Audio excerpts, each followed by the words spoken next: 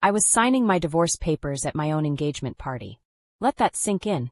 While 200 guests danced and celebrated downstairs, I was upstairs in my father's study, my mascara running down my $3,000 dress, scribbling my name on documents that would end my 7-year marriage. My hands were shaking so badly, I could barely hold the pen. And the worst part, everyone thought I was the villain.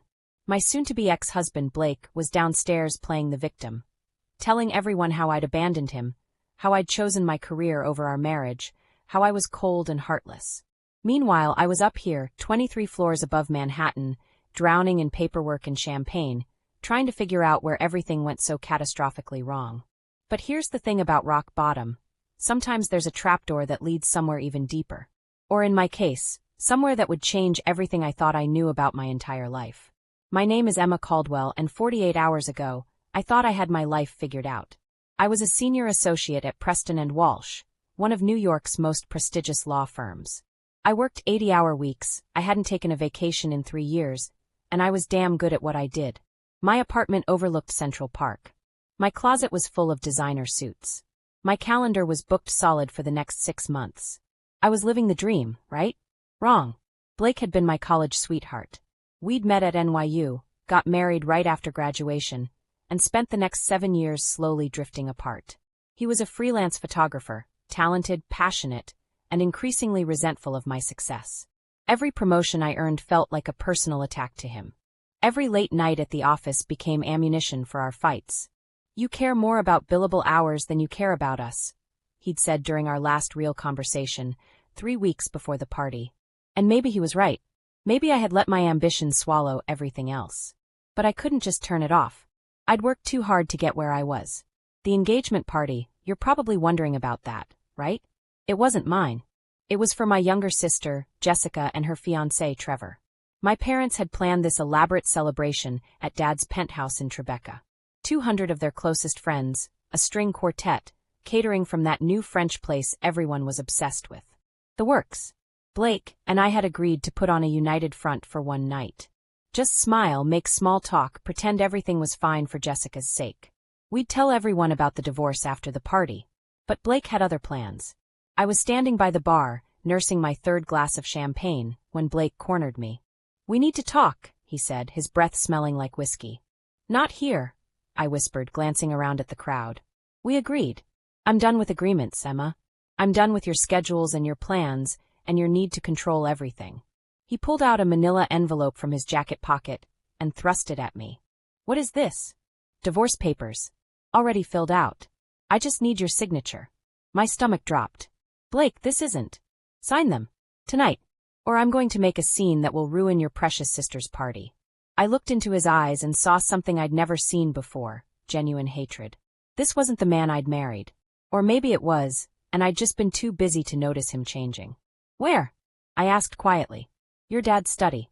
5 minutes." And that's how I ended up signing divorce papers at an engagement party. Before we continue, I'm curious, where are you watching this from? Drop your city or country in the comments. I love seeing how far these stories travel. Alright, back to that study. Dad's study was exactly how I remembered it from childhood. Dark wood paneling, floor-to-ceiling bookshelves, and that massive mahogany desk that always made me feel small. The room smelled like leather and old paper. Blake sat across from me, stone-faced, while his lawyer, when had he gotten a lawyer, explained the terms. I was too numb to really process them. Something about asset division, something about the apartment, something about waiving alimony. I just signed. Page after page, my maiden name appearing over and over, Emma Caldwell. Not Emma Richardson. That version of me was disappearing with each stroke of the pen. "That's it then," Blake said when it was done. He stood up without looking at me. "My lawyer will file these Monday morning." "Blake, wait. Don't. Just don't." He left, and his lawyer followed, leaving me alone in my father's study with a stack of papers that represented 7 years of my life reduced to legal jargon. I poured myself another drink from Dad's whiskey collection, some expensive Scottish thing I couldn't pronounce. And that's when the crying started. Not delicate tears, but ugly, gasping sobs that shook my whole body. How had I gotten here? How had I become the kind of person who signs divorce papers at a party? I was slumped over the desk, my face buried in my arms when I heard it. A voice. Muffled, but definitely coming from somewhere in the room. At first, I thought I was imagining it, the champagne and whiskey mixing badly in my system. But then I heard it again, clearer this time. It was coming from behind the bookshelf. I stood up, wiping my face with the back of my hand, and approached the bookshelf on the east wall. The voices were definitely coming from behind it. My father's voice. And someone else's. A man I didn't recognize. Can't keep this hidden forever, James. I've managed for 30 years, my father replied. I can manage a bit longer. But the board is asking questions. The transfers, the offshore accounts. Let them ask. They have no access to the full records. I pressed my ear against the wood. My heart was pounding now, the alcohol-induced fog clearing rapidly. What transfers? What offshore accounts? I ran my hands along the bookshelf, looking for, I don't know what. A button? A lever? This felt insane, like something out of a movie. But the voices were real, and they were close. My fingers caught on something. A small indentation behind a copy of The Great Gatsby. I pressed it. The entire bookshelf swung inward with a soft click. Behind it was a door. A hidden door in my father's study. A room I'd never known existed in an apartment I'd visited hundreds of times. I should have knocked. I should have announced myself. Instead, I pushed the door open and stepped inside. The room was small, maybe 12 by 12, with no windows. One wall was covered in monitors showing security feeds from around the building. Another wall had filing cabinets. And in the center was a conference table where my father sat with two men in expensive suits. All three of them froze when they saw me. Emma, my father said, his face going pale. What are you? What is this? I gestured around the room. What is this place? The two men exchanged glances. One of them started gathering papers from the table. Gentlemen, give us a moment, my father said quietly. They left quickly, and suddenly I was alone with my dad in a secret room I'd never known existed. Sit down, he said. I don't want to sit down. I want to know what's going on. I just heard you talking about offshore accounts and boards and hiding things. Dad, what the hell is happening? He sighed deeply, suddenly looking much older than his 58 years. I suppose it's time you knew the truth. You know how I've always told you I work in commercial real estate development, he began. Yeah, you own Caldwell Properties. You develop apartment buildings and office complexes. That's partially true. Caldwell Properties is real. But it's just one of 43 companies I own. I stared at him. 43? Emma, I'm not just a real estate developer. I'm the founder and majority shareholder of Caldwell Holdings, a private equity firm that manages approximately $47 billion in assets. The room tilted. I'm sorry, what? $47 billion, Emma. Give or take a few $100 million depending on market conditions. I literally couldn't breathe. If you're as shocked as I was in this moment, go ahead and hit that subscribe button because trust me, this story is about to get even crazier. And make sure you turn on notifications because I post stories like this every week. Now back to my father's bombshell. That's impossible, I said. I would have known. Mom would have known. We all would have known. Your mother knows. She's known from the beginning. We made a decision 30 years ago to keep our wealth private. To live comfortably, but not ostentatiously. To give you and Jessica as normal a childhood as possible. Normal. I laughed, but it came out hysterical. Dad, we lived in a 3-bedroom apartment in Brooklyn. I had a part-time job in high school. I took out student loans for college. Student loans I paid off the day after you graduated. Did you never wonder why they disappeared so quickly? I had wondered. But I'd been so busy with law school applications that I'd just assumed I'd gotten lucky with some kind of loan forgiveness program. This doesn't make sense. Why would you hide this?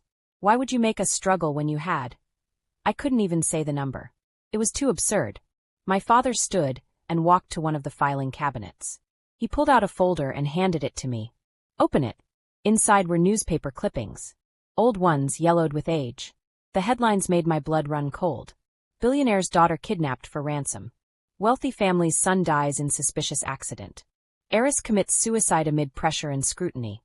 When you have this kind of wealth, my father said quietly, you become a target. Your children become targets. Every friend, every relationship, every business interaction becomes tainted by the question. Do they want me or do they want my money? He looked at me with sad eyes. I wanted you to have a real life, Emma. I wanted you to build something on your own merit. To know that every achievement was yours, not purchased by your father's wealth. I wanted you to have relationships with people who loved you for you. I thought about Blake. About our marriage. About how much he'd resented my success. Did Blake know? I asked. No. No one outside this room and a handful of trusted advisors knows the full truth.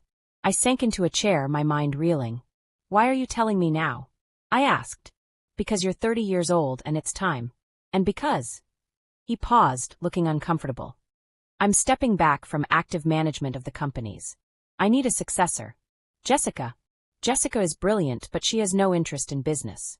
She wants to teach art history. You, on the other hand. He smiled slightly. You've spent 7 years learning corporate law at one of the best firms in the country. You work harder than anyone I know. You're strategic, tough, and fearless. You want me to run your company?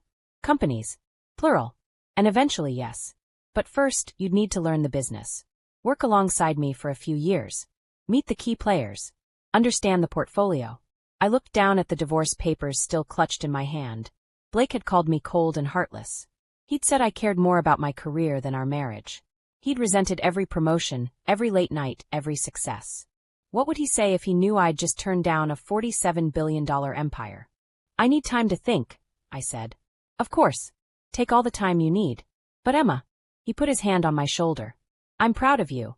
I know I don't say it enough, but everything you've accomplished, you did it yourself. That matters. That was 3 months ago. I left Preston and Walsh 2 weeks after the party. My colleagues thought I was having a breakdown, abandoning a partnership track for some vague family business opportunity. Let them think what they want. I've spent the last 3 months getting a crash course in private equity, venture capital, and high-stakes investing. My father wasn't kidding. The portfolio is massive. Tech startups, pharmaceutical companies, commercial real estate across 15 countries, a media conglomerate, clean energy ventures. It's overwhelming and exhilarating. I work from the secret office now. Same room where I discovered the truth. Turns out there are 3 others like it scattered throughout the city.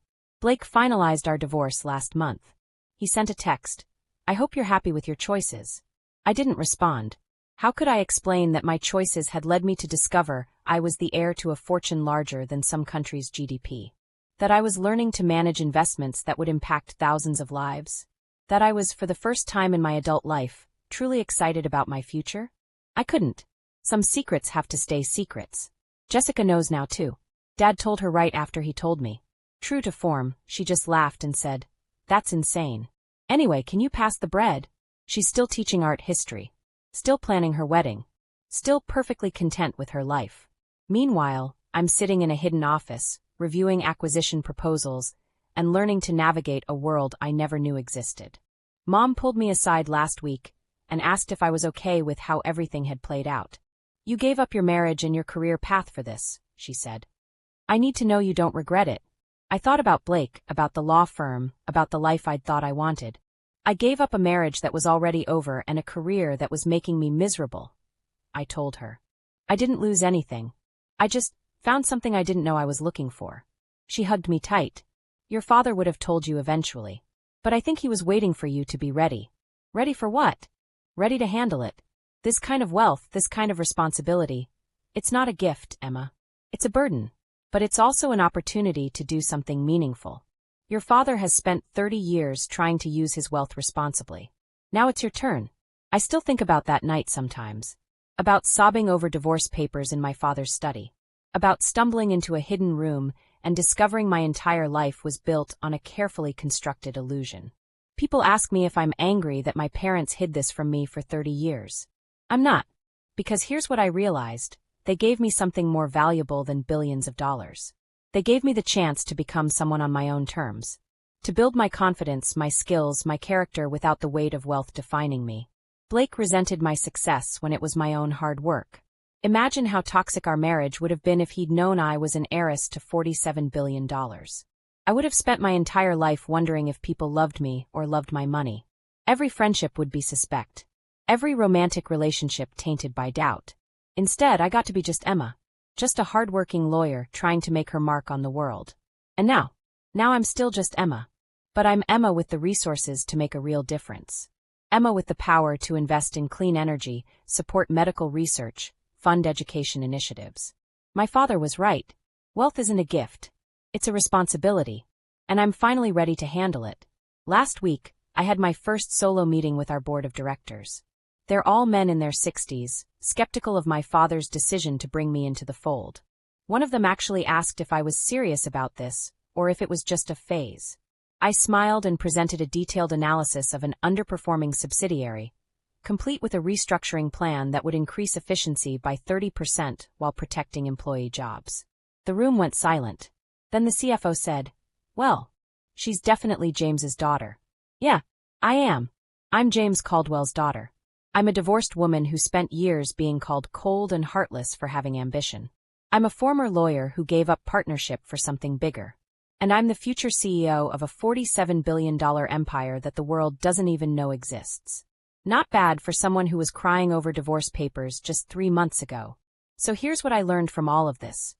Sometimes your worst day is actually a door opening to something better. Sometimes what feels like an ending is actually a beginning. I signed those divorce papers thinking my life was falling apart. Turns out, it was just making room for something extraordinary. If you enjoyed this story, please give it a thumbs up and let me know in the comments. Have you ever had a moment where something terrible turned into something amazing? I'd love to hear your stories. And remember, you never know what's hiding behind the bookshelf. Until next time.